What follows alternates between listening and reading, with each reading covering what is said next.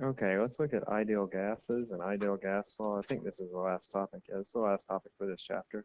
And ideal gas, when we talk about ideal gas, it just means that it's a low density gas so that the particles don't actually touch. The particles of the gas don't interact with one another. So very rarefied gas. The atoms move randomly and they don't interact with one another. They exert no forces on one another. These are most gases, actually. We often use moles. If you've had chemistry, which most of you have, you'll know what these are. We use moles to express the amount of a gas. And Avogadro's number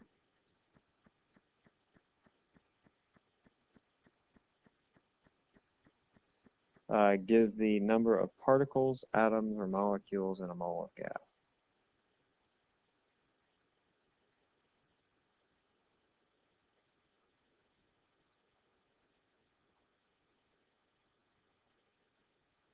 So depending upon if you have a, an atomic gas or molecular gas, it's the number of atoms or molecules, or it can be anything. Like I can have a mole of money, which would be a lot of money, but I could have a mole of dollar bills, and Avogadro's number actually is equal to 6.02 times 10 to the 23rd. So as I said, that would be a lot of money. And this is just the number of particles per mole. And so Avogadro's number is just a number that is the number of items within a mole of those items. It's based on the number of atoms in 12 grams of carbon-12. So in 12 grams of carbon-12, there are 6.02 times 10 to the 23rd particles, and that is a mole. Now, the molar mass of a particular substance is equal to the mass of one mole. So as such, the number of moles then is the mass of the substance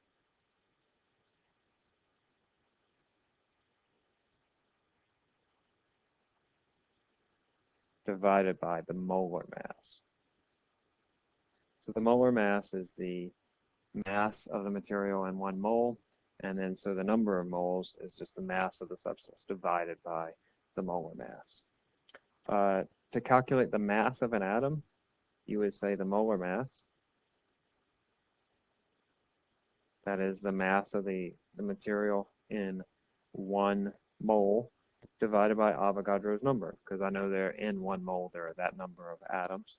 So for example, for helium, there are 4 grams per mole of helium, and then divide that by Avogadro's number. This is particles per mole, or atoms per mole. The moles cancel, we get grams per particle or grams per atom. That's going to be 6.64 times 10 to the minus 24. That's a gram per atom. Right. So you can try this quick test. You might see some problems where I just ask you, given the molar mass, given the number of moles, given the number of particles, be able to calculate for these other things. So you need to know what molar mass is, what a mole is, what Avogadro's number is. So we'll go ahead and wrap up this section with the ideal gas law.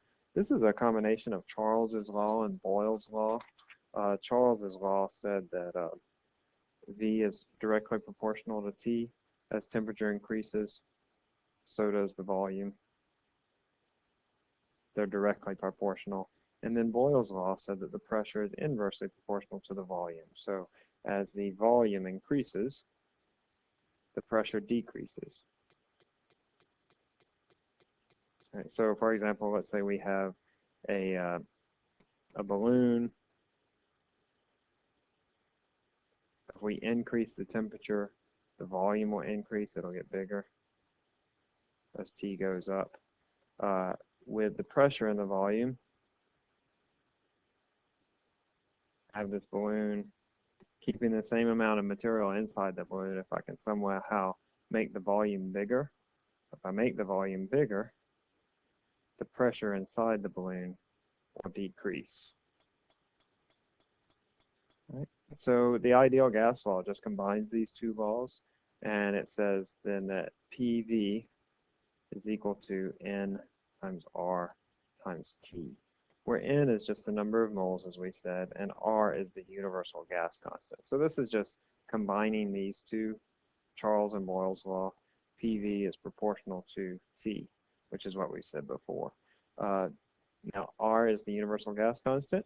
It has a value of 8.31 joules per mole Kelvin.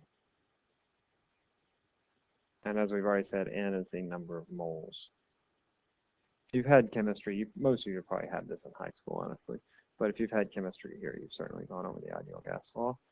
You can also express it with Boltzmann's constant, where we define Boltzmann's constant in this way. It's just the ideal gas constant divided by Avogadro's number. I have a few homework problems. Here's a question just applying the ideal gas law. I'll leave you to do this on your own. And then also another here about the ideal gas law. And that is the end of chapter 9.